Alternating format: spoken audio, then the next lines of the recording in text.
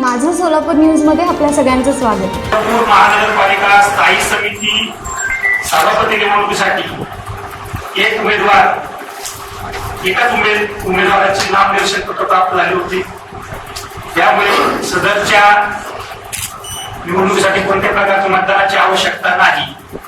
त्यामुळे चाकोटे रंजिता सकलेश या सन्माननीय सदस्या या सोलापूर महानगरपालिकेच्या स्थायी समितीच्या सभापती निवड झाल्याचे मी पीठासीन अधिकारी जाहीर करतो.